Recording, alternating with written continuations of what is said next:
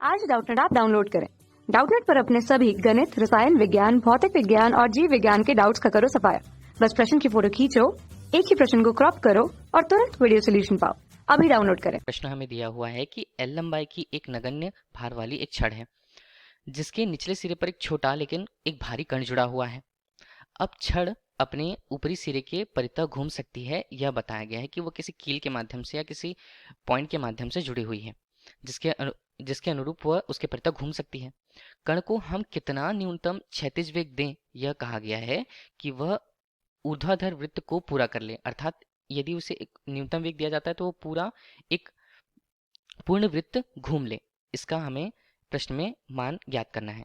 एक बिंदु लेते हैं, यहाँ पर हमने बिंदु लिया, इसे हमने बना दिया एक हिंज बिंदु। अब यहाँ पर क्या करते हैं, हम एक छड़ को लटका देते हैं। प्रश्नानुसार जो कहा गया है कि यहाँ पर एक छड़ है, छड़ कुछ इस प्रकार से लटका हुआ है और छड़ जिसकी जो द्रव्यमान है वो काफी नगण्य है, बोला गया है भार नगण्य है, परंतु उस पर एक छोटा सा लेकिन थोड़ा सा भारी कण यहाँ पर जुड़ा हुआ है। चलिए यहाँ पर हमने बना लिया, भारी कण जुड़ा हुआ है। उस कण का द्रव्यमान चलिए हम m ले लेते हैं और उसे पूरे छड़ के साथ मिला करके यहाँ पर छड़ की स्थिति और यहाँ पर एक कण हमने लिया, दोनों मिलकर एक निकाय बनाएंगे और इसकी कुल लंबाई कितनी दी हुई है प्रश्न में। कुल लंबाई को यदि कण के अनुसार ही पूरा हम देख लें तब इस लंबाई को हम बोल देते हैं प्रश्नानुसार L। प्रारंभिक रूप से इस छड़ और कण की स्थिति को हम बोलेंगे बिंदु ए से प्रदर्शित करेंगे। अब प्रश्न में कहा गया है कि यदि इस पर एक न्यूनतम वेग कितना दिया जाए, इस कण को एक न्यूनतम वेग हम देंगे। मान लीजिए हमें उसे घुमाना है तो हमने न्यूनतम वेग दिया किसी इस स्थिति पर। इस न्यूनतम वेग या मिनिमम हम बोलेंगे उसे कितना वेग दिया जाए कि ऊर्ध्वाधर वृत्त पूरा कर ले। अर्थात हमने इसे यदि इस स्थिति पर लाया तब ये धीरे धीरे घूमते हुए एक पूर्ण वृत्त जो है पूर्ण कर ले। अर्थात एक बार पूरी तरह से वह घूम कुछ इस प्रकार हमें प्राप्त हुआ, जिसकी त्रिज्या कितनी रहने वाली है उस वृत्ताकार, यहाँ पर ऊर्ध्वाधर वृत्त हम बोल दें। ऊर्ध्वाधर वृत्त हमने कहा, उसकी त्रिज्या कितनी, उसकी त्रिज्या है एल के रूप में। अब चूंकि कण जो है बिंदु ए से वहां पर उसे वेग प्राप्त हुआ था और वेग वहां से वो चलना शुरू करी थी या वृत्ति पथ पर घूमना शुरू करी थी, तब हमने उसके उच्चतम बिंदु को मान लीजिए यहाँ पर उसका उच्चतम बिंदु है, उच्चतम बिंदु यहाँ पर, इसे हम उस कण की स्थिति बी से प्रदर्शित कर दें। ठीक है, यहाँ पर हमने बी ले लिया। अब भी इसकी लंबाई क्या है, अब भी इसकी लंबाई है यहाँ से यहाँ तक की दूरी, इसे हम एल से प्रदर्शित करते हैं। अर्थात यह निम्नतम बिंदु और यहाँ पर उच्चतम बिंदु को प्रदर्शित कर रहा है। पर होगा क्या, यहाँ पर जब कण ए की स्थिति पर था उसे वेग दिया गया, वेग देने के पश्चात जब उसकी यहाँ पर ऊर्जा थी कण ए पर, वह यहाँ पर जाके किसी वृत्ताकार पथ पर घूमते हुए जब उच्चतम बिंदु पर पहुंचती है तो कण बी पर भी उसकी ऊर्जा कुल रूप से बराबर होगी ऊर्जा संरक्षण के नियम से। किस प्रकार हम देखते हैं, ऊर्जा संरक्षण गतिज ऊर्जा और स्थितिज ऊर्जा के योग से बोले, तब कण ए पर और कण बी पर गतिज ऊर्जा स्थितिज ऊर्जा दोनों का मान इन इन स्थितियों पर बराबर रहने वाला है। तब हम बोलते हैं कि यहाँ पर वेग v था और यहाँ पर उच्चतम बिंदु तक पहुंचते पहुंचते कण b पर वेग का मान अभी शून्य हो चुका है, क्योंकि उच्चतम बिंदु पर वहां पर वेग का मान उसे शून्य होगा।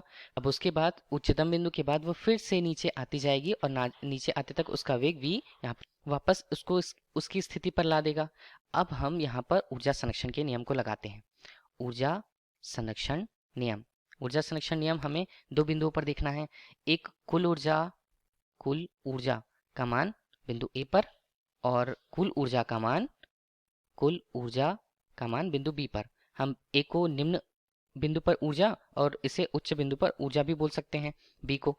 यहाँ पर कुल ऊर्जा क्या होगी, सबसे पहले जब उसे वेग मिला तो उसके लिए गतिज ऊर्जा 1:2 m v वर्ग धन उसकी स्थिति को निरपेक्ष रूप से अभी शून्य मानते हैं तो हम इसके एम जी शून्य के रूप में लेंगे उसकी ऊंचाई को।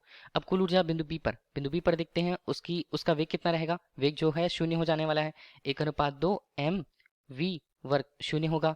और यहाँ पर उसकी स्थिति ऊर्जा देखना, आप यहाँ पर निरपेक्ष बिंदु थी, निरपेक्ष बिंदु से यहाँ तक की केंद्र तक की ओ तक की दूरी l और वहां से b तक की दूरी l, कुल मिला के कितनी दूरी 2l के बराबर।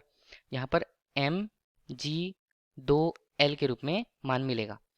यहाँ पर इसका मान शून्य, इसका मान भी शून्य, हमें कितना मिल रहा है 1:2 m v वर्ग बराबर m g 2l। m और m के मान कटेंगे, हमें वह न्यूनतम क्षैतिज वेग का मान ज्ञात करना है। तब v वर्ग हम लिखते हैं, पहले उसका मान होगा 2gl गुणा 2 और हल करें, तब इसका मान v वर्ग बराबर होता है 4gl। v को इस तरफ ले आए, वर्गमूल 4gl, तब हमें v का मान अंतिम रूप से 2 वर्गमूल g l के रूप में मिलता है।